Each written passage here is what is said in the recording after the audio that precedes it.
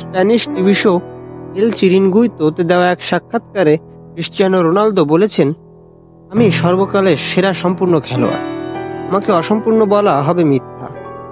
তবে শরীরী ভাষার বিশেষজ্ঞ ড্যারেন স্ট্যান্টন বলেছেন, রোনালদো যা বলেছেন তা হয়তো নিজেও বিশ্বাস করেন না। স্ট্যান্টন, যিনি হিউম্যান লাই ডিটেক্টর নামে পরিচিত, রোনালদোর সাক্ষাৎকার বিশ্লেষণ করে বলেন, চোখের পলক ফেলা বেড়ে গিয়েছিল, হাত ঝাঁকাচ্ছিল এবং মেকি হাসি ছিল, এগুলো উদ্বেগ বা অনিরাপত্তার লক্ষণ। রোনালদো বহুবার নিজেকে ইতিহাসের সেরা খেলোয়াড় বলেছেন, কিন্তু অনেক বিশেষজ্ঞ মেসির 2022 বিশ্বকাপ জয়ের কারণে তাকে এগিয়ে রাখেন। সাক্ষাৎকারে রোনালদো আরও বলেছেন, আমি এতটাই প্রতিদ্বন্দ্বিতাপূর্ণ যে নিজের অর্জন ভুলে যাই। অন্য কেউ আমার জায়গায় হলে 10 বছর আগেই ফুটবল ছেড়ে দিত।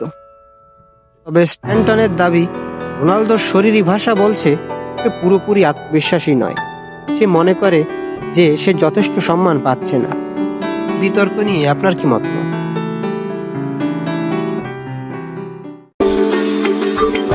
Subscribe for more videos.